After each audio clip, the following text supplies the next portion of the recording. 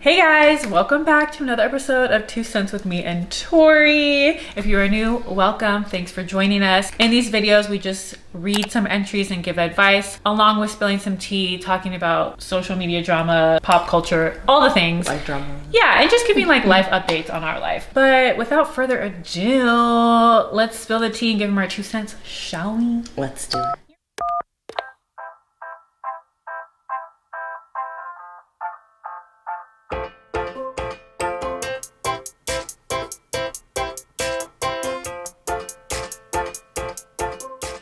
Mountains and valleys. Mountains and valleys. What you got? So I was literally thinking about this as I was getting ready today. I'm like, what am I gonna say? What am I gonna say? And I think for the first time in a long time, I have decided I don't think I have a valley. Stop! I love that. I was literally thinking like, what is my valley? So I did come up with one. Yeah. Okay. So it's really stupid though. It's like a minor one? It's very minor. So okay, I'll just rewind. I have had the same pair of like professional flats, like shoes for, at this point, I think they're like 10 years old. Are they the slide-in loafer ones? Yeah, I love those ones. I've had them for like 10 years. I didn't know. I thought they were like newer. I have no idea where I even got them from. This week, finally, the heel sole came off. No. But was the heel like, it was like small. Like yeah, literally millimeters. And it came off and it was flapping and I was still wearing them. No. So like, I like clothes. You didn't glue it? I should have. I like clothes, hair, and like makeup. Shoes, I can care less about. I will literally wear like a fire outfit and like some slides. Like I don't care about shoes. Like I never have. I like shoes to be, are your thing. I like to be barefoot actually. My mom like hates that. She like loves shoes. I just hate them. So I will wear the same pair of shoes for years. Ever. And it's one of those things where it's like, buy new shoes. Like you wear these every day. It's almost like you said, tires and like luggage. You and don't like, want to buy it. It's like, you know you need it. You actually wear this every day. Like underwear, right? And we never replace them. It's like, just replace them. Stop buying stuff. Like don't buy stuff that you don't actually need. We actually need these things. So like shoes are one of them. Anywho, I finally walked the sole off. It was flapping. And one of my students actually was like, Miss V, your shoe is flapping. She said, Miss V, that's ghetto. I was like, don't worry about that. Doesn't concern you, girl. Then I was like, fine, I can't wear these to school anymore because like this is like embarrassing. Like everyone's gonna think I'm poor and can't afford shoes. And then the sole came off. It fell off in the parking lot. I walked it off. So talking about wearing them to death. So I kept wearing them with no heel sole. Stop. On just one though? On just one. So one was like regular and the other like my heel was like For how long? A week. So that's when I finally text you like, okay, can you go to DSW with me because I gotta get new shoes. You know what like, you did get though? Your money's worth. Oh, literally, like if you break down price per wear, you probably it's like less than a cent. Less than like a fraction of a cent at this point. Okay, well, what's your So my mountain, I have like a lot. When the mountains overweigh the valleys, so good. We love that. Just like general life is just like good. You know, my birthday month is coming up. It's about to be here. I'm gonna be 35. Like that's such a staple. I like a solid number. Yes, it's a good number. So that's fun. And then just business is like crazy right now. It's booming. It's wedding season, so it's just super fun. Like getting tons of content with that. Yeah, everything's just good. I'm excited for the summer. See, like when you have like a lull in life where you're like, oh, like when it rains it pours type of shit, I always try to remember that, because my friend Charles, he always would say this to me because I'm a negative Nancy. I would always be like, oh, this is happening, and what would he say? It wasn't like, well, it's only up from here. He would say something like along those lines, but it was more specific. I can't think of it right now. So yeah, I'm glad like that is starting to come up on the roller coaster because like February through April was rough. Booty meat. Yeah. So I really didn't think about my mountains and valleys. Usually I think about it ahead of time. I did not. But let me think. So my valley, I mean, if you watch my vlogs, I was spiraling in the last one. Like I had a full vent at the end of the vlog, like, because I was just spiraling about like social media and stuff, because it's my job. So if it wasn't my job, I wouldn't be so stressed about like the numbers and this and that. I like when there's lulls in. I noticed TikTok is like being weird with your videos. So, and not just me, like, so I shouldn't even feel like so it's just in general blah about it, because it's happening to everybody, even people with like 1 million followers, their views are low. So it just is what it is. But I was like really spiraling, because like it's one thing when you're doing it for fun, and it's one thing when like TikTok views don't affect my direct income, because TikTok doesn't pay me anything.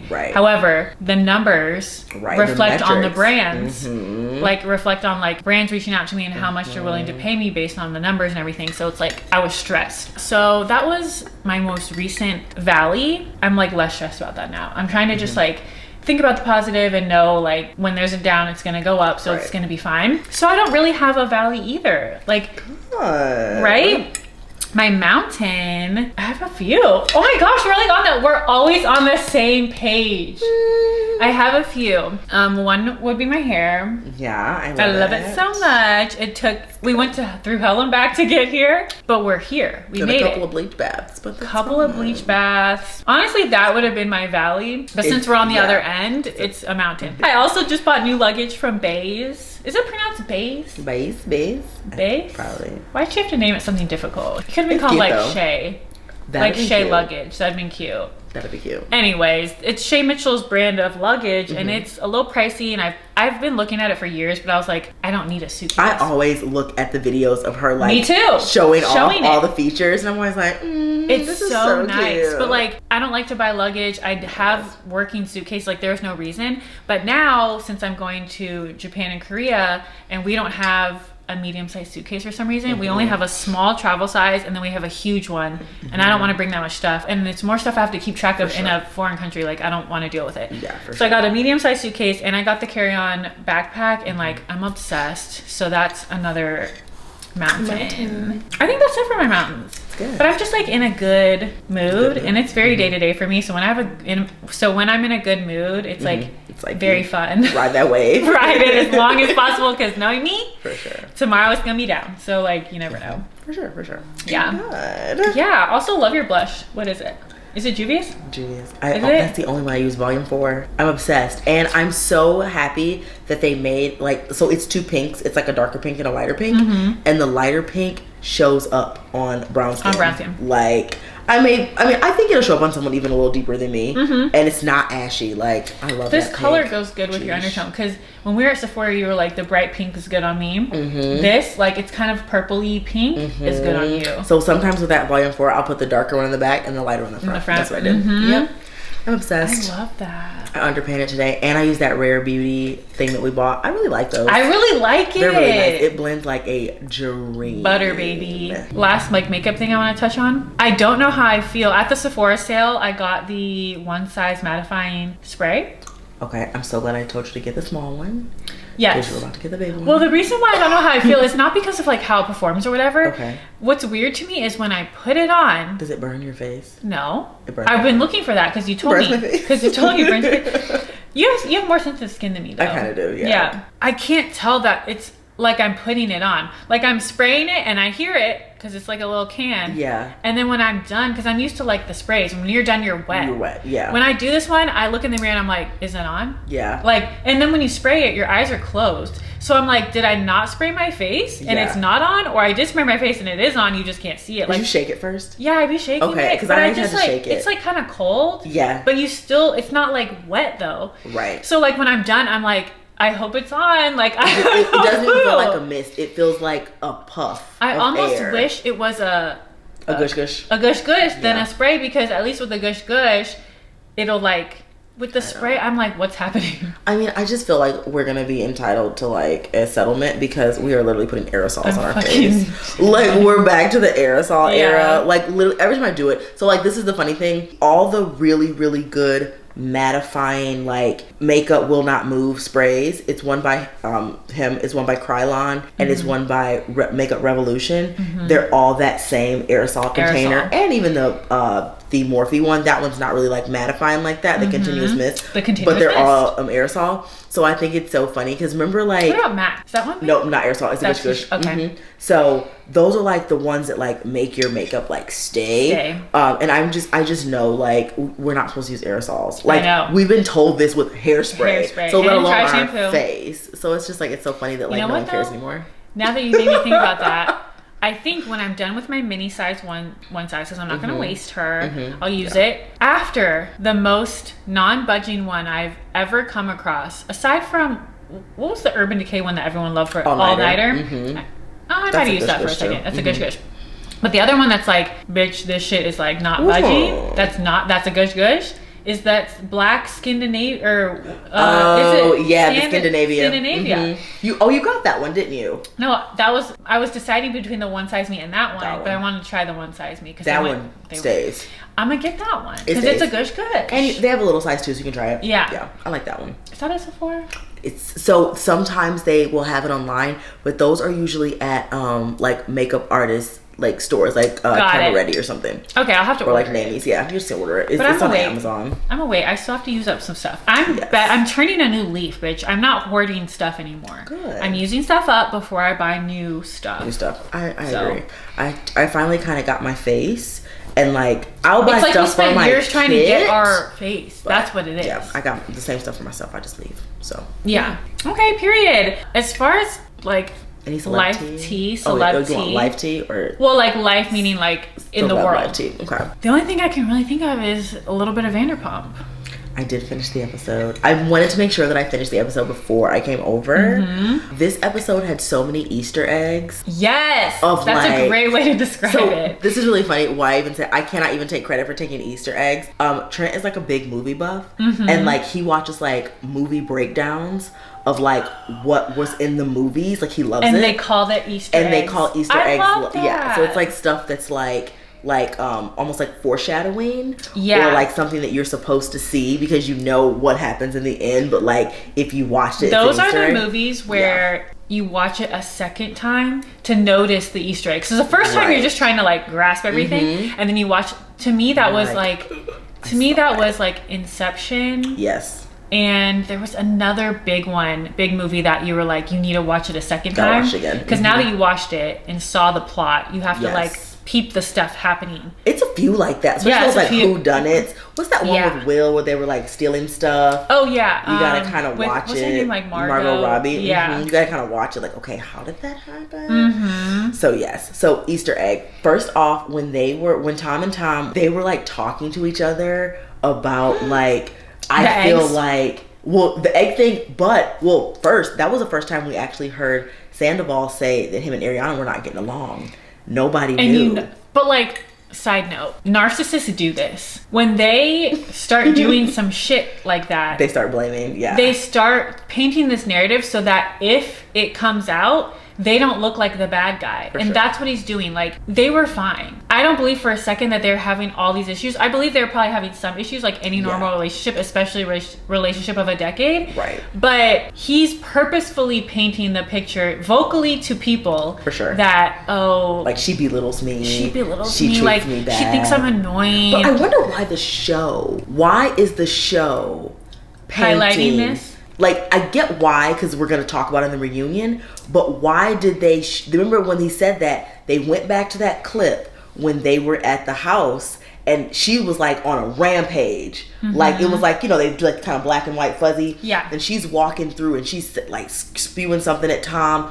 Why did they want to paint her out? Why did they paint it like that? Yeah, because it's like, why did you not show that at the party? Because that was like kind of a never before seen kind of thing. So I almost wonder, like, in a way, like, I know this is Lisa's show, and she's really close to the Toms, like, they have businesses together. So I just wonder if they're kind of painting a narrative of like, her being bad or worse than she is. Yeah. Well, I was thinking first that maybe the editing and the producing and everything have to like make the show interesting, right? So they have to like pick and choose and like figure out what the storyline is going to be and make it juicy. Right. So I initially was thinking maybe for Tom and Ariana's storyline, they needed to just make it look like the relationship wasn't perfect. So the making Ariana look bad or like she belittles him or whatever was like, oh, we'll go with that. Until later, all the other stuff come out and they were like, well, we didn't know that's where it was gonna go. Maybe they just want to give the audience two sides of the coin so that it's messier, because then you have people talking about it more, about one side of people being like Ariana's the bad guy and then the other side saying Tom's bad guy,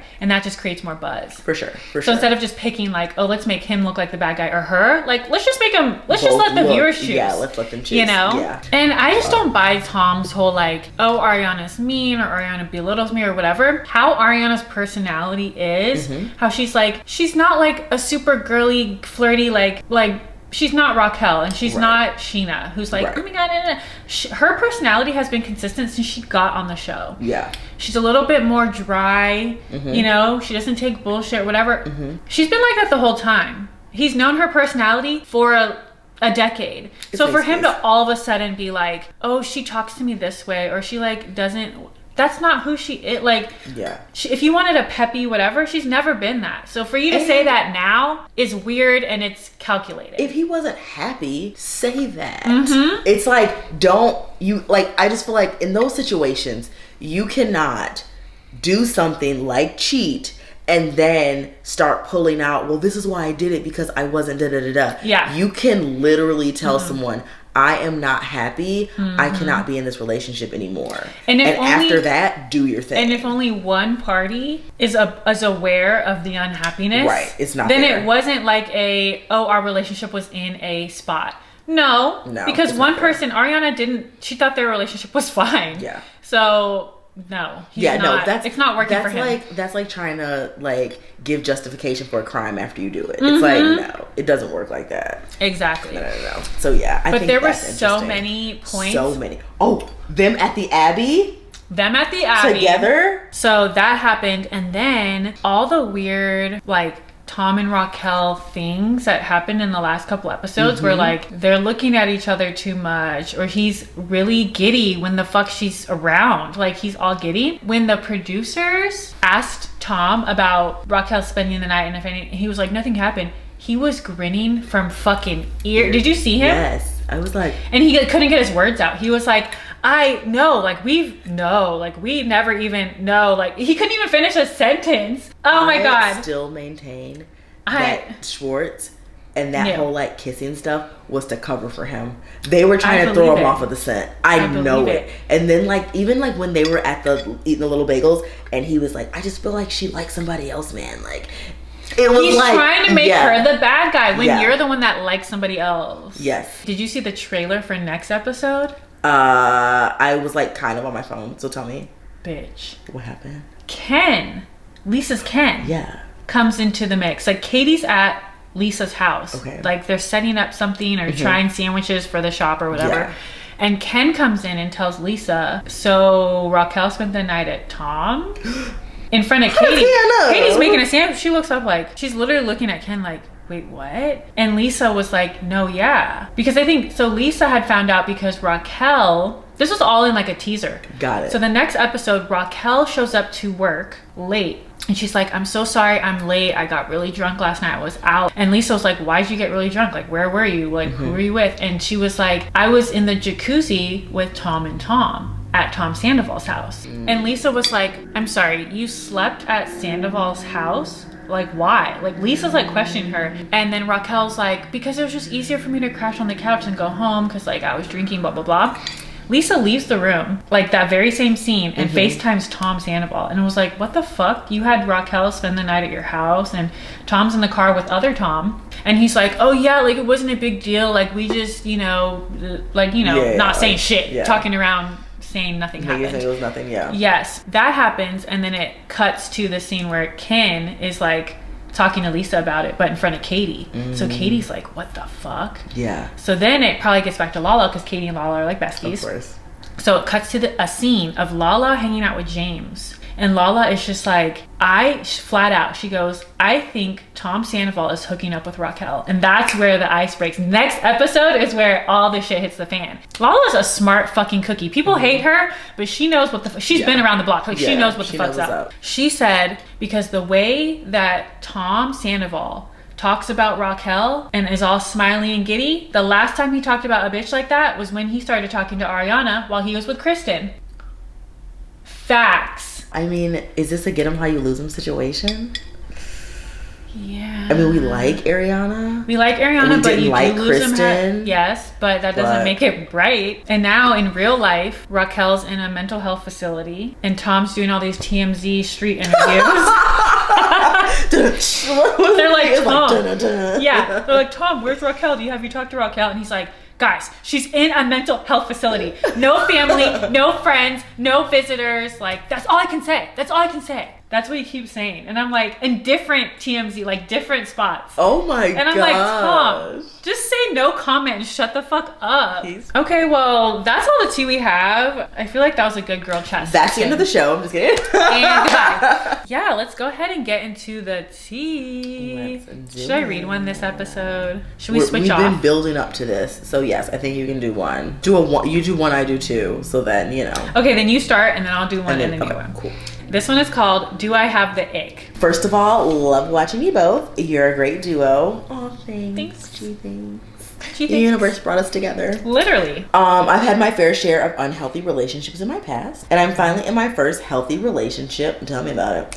And have been seeing my boyfriend for almost a year. Y'all are like in the same boat. Yeah. He is an amazing boyfriend, and there isn't one bad thing I can say about him as a person. We're best friends and I love him. Although the past couple of weeks I simply cannot be touched by him. Anytime he is nice to me or shows me affection, I'm just completely annoyed. I have been going through a lot lately, so I'm not sure if this correlates. We spend a healthy amount of time together, so I'm not sure if space is an issue. It's hard to tell if I just don't like him anymore or if I'm just bored because I'm used to toxicity and begging for love. Either way, I need help because I don't want to lose a relationship with someone who is so amazing. What should I do? Will this feeling go away on its own? Looking forward to your 2 cents. Read the update. Love, girly pop. Update. I was just PMSing. Everything is good now. LOL. Spoken like a true woman. That is hilarious. And the update came like 2 weeks later. That's hilarious. Okay, well, we love that y'all are good now and it was just your like hormones playing tricks on you. But let's go ahead and give our 2 cents as if it wasn't fine. Cool. Because I feel like that's a very normal for sure thing to happen, because like in any relationship, especially like of a year or more, it's gonna have ebbs and flows. That's just what it is sometimes, and mostly true. Not with men. Like they stay pretty consistent, like because they don't have like us more as they get to know they us. Don't have like the hormones raging, the periods, the PMS that we do, and we go through all these like things where like sometimes we're obsessed with them, and sometimes when they breathe, we want to fucking scream. So I feel like that's normal. That's normal. I don't know if I've personally experienced, like, I get like crazy and like annoyed and like whatever, but I don't think I've been like to a point where like when you touch me it gives me the ick. No. When I've been PMSing and stuff. No, same. Not saying that's bad. I mean, everyone's PMS is different. It's different. Yeah, but I've never been like that either. Yeah, but I guess I do get what you're saying, but I will say like you and I are probably in like the same like time frame of our relationships, and it is, I don't want to call it an ick, but it's just like getting to know someone better. And they always say like you don't know anyone until you've been with them for 3 years. That's like what, like, you have seen a lot of stuff in those 3 years. I've experienced like that every emotion. So it's like that first year you're almost there, but you're not quite there yet, and you're experiencing like the little things, like their real personalities coming through, the representatives going away, like they're farting in front of you, like they're burping, they're fighting, they're not letting you watch all your shows all the time, they're pooping with the door open. So it's like those little things. Or is that just me? No, it's normal. Yeah, it's normal. Perfect. But yeah, it's like those little things that like you're starting to put your guard down more, and you're spending this more time together. So I don't want to, like I said, I don't want to call it an ick, but it's just like the veil is being lifted. Yeah. So that can make you maybe a little less attracted to them, or think they're less sexy, because at first they were like trying to, wine and dine you. Now it's a little different. And I do believe truly, speaking from somebody like who was in a long distance relationship for years, going through all those phases and stuff, the heart does grow fonder when someone's away. Like when you give each other an opportunity to miss each other, then you miss the icks. Like the things that annoy you about the person, like you start to miss it when you're away from them because it's like one of their cute, unique quirks or whatever. So yeah, I would say in the beginning of a relationship or like once you're married and stuff, you almost like need to take time apart or like have your alone time, have your guys nights, your girls nights, your girls trips even, to like get away so that you do miss the person. Because when you're up and under each other all the time, like in the beginning, like you love it, you want to be up under them 24/7, but then that can only last so long till things start to bother you. And then playing devil's advocate, like you said, he's like a really nice guy. He's super affectionate. Maybe he sensed that you're pulling away. And, you know, with that, it's like that magnetism thing. Like, when the magnet pulls away, the other one draws closer because he may be sensing, like, oh, she's not, like, as affectionate with me. Or she's like... let me show her more affection. Yeah, let me show her more affection. Because, like, I'm losing her. Like, that's a good point. And you don't know, like, maybe he's dealt with that trauma, too. Like, just because she's dealt with trauma of, like, having to beg for love, maybe this is his response to not feeling as loved. So, I mean, you gotta figure that out. I love that magnet analogy. I've never thought of it that way, but that's a really good point. Like, I never thought of it like that. I'm the opposite though. Like, if they start to pull away, just go ahead and flip my magnet so I can sail apart. You're like, bye, bitch. It's like those magnets that are like you shit, and you flip one, and they're like, literally, that's what I'm doing. My mom always taught me the invisible leash since I was younger, and my studies have shown that is the realest thing ever. The invisible leash is where, like, it's kind of like saying that men are dogs, but like they kind of are. So let's say that men are dogs. When you have a dog on a leash and you let the leash go a little bit, then they're good. They're sniffing around, they're playing, whatever. They're being well behaved because they have a little bit of freedom. But if you hold the leash too tight, the dogs are trying to run away. Like, let me go. Like, let me go. You're holding me too tight. I want to sniff that tree. I want to pee over there. I want to do this. So the invisible leash is that you have to have the right amount of tension on it, because if you hold the man too tight and force him to like not go anywhere, not hang out with his friends, then they want to go do those things, and that's when they do something bad. Right. But then also, if you let the leash go too much, they go too far. They stray too far. Okay. So the invisible leash is like keeping them at like that perfect, not too tight. You don't hold it too tight. You don't let it too loose. Just right in the middle. It's good enough. And it works with men, which is sad because men are humans, but like they act like dogs in a sense, because the fact that you can do that with a man and it actually truly works, like their behavior reflects that, is like, that's hilarious. True. It's literally true. And even dogs are puppies. Men are puppies. Literally. And even like rewarding bad behavior and stuff. Like, I just think it's like a man thing for sure. It's definitely a human thing too. So it's really just treating people like dogs. Everyone's dogs. Treat everyone like dogs. Moral of the story. Literally. Yeah, I'm glad you were just PMSing, and I'm glad you guys are doing. Okay, I'll read this next one. Okay. The first entry I'm reading in a long time. It's guys, I think my speech is getting a lot better. It's better. Okay, this one's called Mutual Friends Dating and Didn't Tell Me.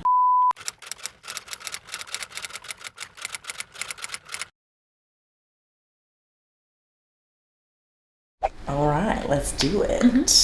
Hi, Leah. Hope all is well. I love your episodes on your YouTube channel, and I recently encountered a situation where I hired a photographer that I found on Instagram. I chose this particular individual because I liked his editing, and I seen he had done work for 2 celebrities. He's originally from Houston, and he moved to LA. I hired this photographer in which he arrived nearly an hour and a half late to our scheduled shoot day, then explained that he did not have a car, traffic, etc., etc. I felt some uncomfortable tension during our meeting from his side. However, I continued with the shoot as I was the model in this situation. Afterwards, he asked when I'll like them returned, and I said as soon as possible, or at least by the end of the week. I did not hear back from him until 2 weeks, complete silence, even after I text him, "Where's my photos?" That's kind of funny. Where's my shit? Where are my photos? I text him, "Where's my photos?" Though that message still ignored. Okay, so I guess it was ignored. I immediately blocked him from my Instagram account as I felt so much tension and hate from him. 2 weeks later, I got a text from him with an empty folder with no photos in the Dropbox. Which I suspected maybe he thought I blocked his number, so he didn't intend the message being delivered. I then replied, Please send correctly the folder empty. He replied, it's uploading. I waited until the next morning. I viewed and asked him to edit 4 photos. So I guess the pictures were in there. I asked him to edit 4 photos that we agreed upon in our verbal agreement, and I hired him in the first place. That text was ignored after asking him the turnaround time. I decided not to reach back out, which could initiate further drama, or beg for his response. I've never experienced such a terrible service, and usually photographers send photos within 24 to 48 hours without hesitation, including communication. However, I encountered a terrible photographer my very first time shooting with a woman that I yet again randomly chose from Instagram. She edited my photos into a complete different look, disarranging my face appearance in the photos. Therefore, I'm not having luck shooting with photographers except one in my past, and he'd worked very professional with me. I'm second guessing that maybe modeling isn't for me, or maybe I should stay away from working personally with photographers if I'm not working with a partnered agency or brand. What are your thoughts and opinions? Thanking you in advance. XOXO. I have thoughts and opinions. Okay. So if you don't know, I modeled in high school with a modeling agency, and then I modeled a little in college, and then after college I modeled a lot, but it wasn't like a bunch of paid stuff. Like high school was all paid, legit through an agency. After college it was more like just something fun to do.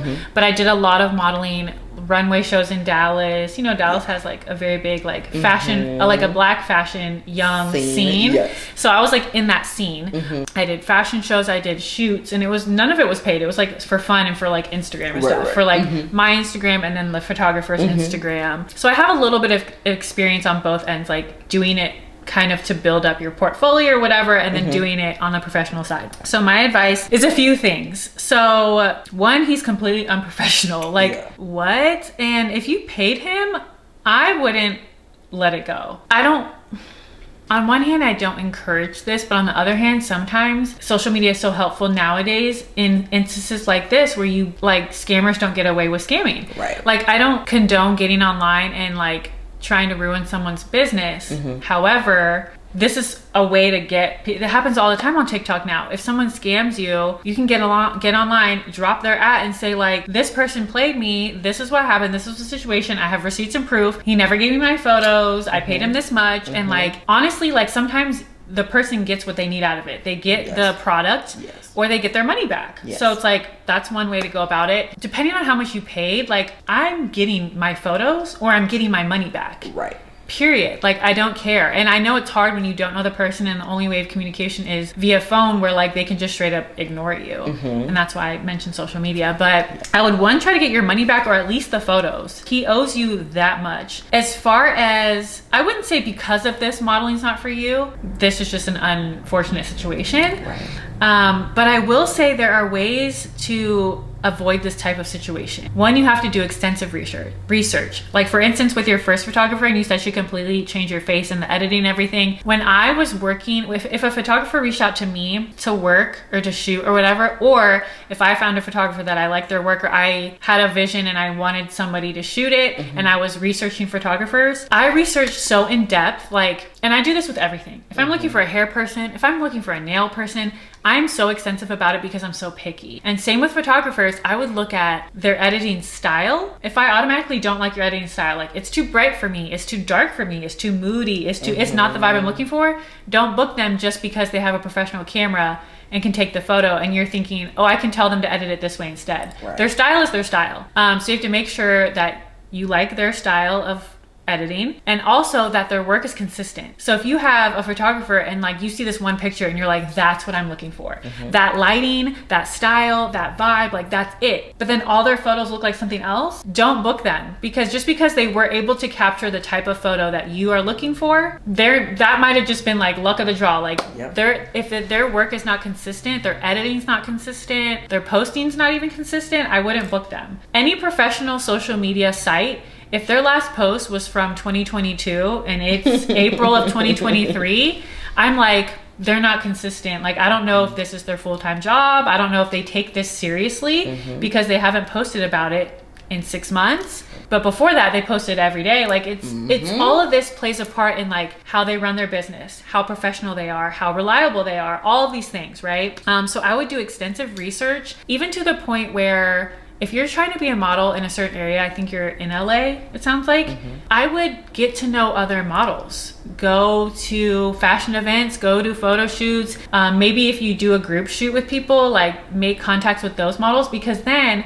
when you're looking for a photographer, they will refer someone they've worked with that they know is professional, that they know their work is good. And instead of just choosing people off the social media street, you're getting someone who's actually worked with them, and like you're basically getting like a recommendation. That's huge. That's how I ended up working with the people I worked with, shooting with the photographers I shot with, was all through other people on the scene. Once you're on the scene like that, you start to know who the photographers are to work with. Even if you've never worked with them, even if some of your friends haven't worked with them, you know like the names. Same with the models, like the same models tend to be at the same shoots and shows and all these things. So I think it's like networking, doing research, talking to people, and like word of mouth type of stuff. I think all of that will help you avoid this type of situation again, work with better photographers, more professional photographers, and not get scammed. But as far as this particular photographer goes, please get your photos or your money. Yeah. Don't just be like, oh, that was a, unfortunate lesson learned. Sometimes you do, but I feel like you can still hound him a little bit more. Sometimes at some point you just have to say like, well, that was an expensive lesson I had to learn. But in this case, I feel like you're giving up a little too soon on him. Like, get your shit. Yeah. And I think, echo everything you said, as a person in the creative industry, I was gonna say, yes, that has worked with like hella photographers, you've only cited, again, I'm just going by your message, 2 situations that were bad. If you are a makeup artist, hairstylist, model, even photographer, just know that you're signing up for a career that is going to be so many crazy situations, so many to count. So if stories 2 situations are making you doubt if this is what you should do, this probably isn't for you. I'm just being totally honest. Yeah. Because I have probably 20 situations where I have showed up somewhere as a makeup artist and it has been wild, or didn't get pictures, or didn't like pictures, or makeup was edited, or just all types of craziness that like, this is just the type of industry where you are going to get good, bad, and everything in between. So all you can do is like stay par for the course and like continue to keep going and keep working and keep trying. And don't let 1 or 2 or 10 experiences take you off of the path that you want for yourself. So I was gonna say, even with the agency I was with, I didn't encounter anything too crazy, but like crazy things happen even on the professional side, where like companies are paying and agencies are involved and agents are involved, and like even on like a professional thing, I'm sure she did music videos and all kinds of things. Even on professional sets, there are unprofessional people. Oh yeah. So there's sometimes people unprofessional makeup artists, people steal, people crazy, unprofessional. People mean. Yes, it's so much. Even like the models sometimes are unprofessional. It's like, it's just an industry where like it's technically art, and when you're in a creative space and not a 9-to-5 business corporate job desk whatever, there's so many different personalities and so many different like just types of people in that industry. So you're gonna run into a lot of crazy stuff. The only thing you can ever like be non-negotiable about is your safety. After that, you're gonna deal with a whole bunch of stuff, and especially in LA, love. I was gonna say, in LA, low-key, right when she said like, "Oh, I'm in LA," and this like photographer was an hour and a half late, I literally was like, "That's LA." And just like, is anybody on time in LA? Everyone in LA says they're a celebrity. ... He photographed. He said your thing 2 celebrities, and now he's celebrity prima donna, celebrity photographer. It's like, that's just the name of the game in that city, and we love it and we hate it. So you know what I would do too? There's nothing wrong with doing the four-time shoot scene for a while to like get some photos or whatever. And I think a lot of people think that they have to do that before going to speak to an agency or whatever, because you think you have to have some photos to bring. You have to have something to bring. You don't. You can go straight to an agency as you are, like minimal makeup and like whatever, and you can have no photos. They'll take freaking Polaroids of you if they like your look, and then they will set up shoots with photographers they work with in their agency and everything to start building your book. Like you might have to pay for some of that in the beginning with an agency, even with an agency. But if they want to sign you, they will help you get headshots, do some shoots and whatever, and like even pick photographers and tell them what photos they want in your portfolio book and on your comp card and all that. If you're trying to, what I'm trying to say is, if you're trying to truly pursue modeling on a professional level, you don't have to go like the street way. If you want to do that, there's nothing wrong with that. But I'm saying people think they have to do that as like a prerequisite, and you don't. You can go empty-handed to an agency and say like, do I have a look for this? Am I made for this? Whatever. And they will tell you, and they will coach you, and they will teach you. And sometimes they'll say, you know, no, but if you're like the right height and stuff, they might say, it's a tough industry. They might say, we love like your perfect height. You have an exotic look or a look we like, but you got to lose this weight. Or we need you to be a size this. Or we love your look, but like your hair, like instead of blonde, like you need to be brunette so you're more marketable. Like it's an industry. As a model, you're literally a blank canvas. So they're selling your look to be on commercials and on runways and things like that. So yeah, if you're going to pursue it, I would seek out an agency. That might be a better route. And then you won't even have to deal with like a true scammer. You still might deal with crazy situations and crazy personalities, but if you go through a company like that, an agency, you probably won't get scammed out of like your money. Right. And this photographer in particular, if he gave you the raw images and they're not watermarked or anything, you can actually go on a website called retouch.com and you can get your pictures retouched how you want them retouched. Again, it has to be the raw images or whatever, but if he just gave them to you and he's like not talking to you anymore, go get him edited. Costs like $2 a piece for a picture. So just get them edited yourself, you know, if he's ghosted you or whatever. And then just like don't add him. Yeah. If you post him or use him for something, don't give him credit. Yeah. But like, I mean, just stick with it. Like you're gonna hear so many crazy stories, and even when I teach my students, it's like sometimes like you obviously as a mentor, you try to give people advice so they don't make the mistakes that you have made, but there's some lessons you just have to learn. Girl. Because you bump your head once and now you are gonna, you know, make sure you do your due diligence and look at those photographers editing a little bit more, or you're gonna contact them differently or get all this stuff in writing before, but you had to go through it to know what to do. Exactly. And no one can tell you that. You have to just experience it. And again, as long as you're safe, like sometimes just gotta experience it. Yeah, so good luck to you. Good luck. If you become Enjoy like LA. A famous model, please don't forget about us. Honestly, if you can live and survive in LA, you can make it through this modeling thing, girl. You can do anything. It's a tough place. If you can go downtown LA and go to some of them crazy places to go get your pictures taken. Yeah, just be safe. But that's all we have for today as far as entries. Again, we have none now, so write in, share as much or as little detail as you are comfortable with, and we would be happy to give you our 2 cents. But that's pretty much it for this episode. Yeah, it was fun. It was another fun one. Oh, it was some little kids. Oh, what time is it? Is it out of school time? It is. The babies are out of school. They always like walk by our house. But anyways, they're probably looking at these lights in here like, what are they doing in there? But thank you guys so much for watching, and we will see you guys in the next episode. Bye. Bye.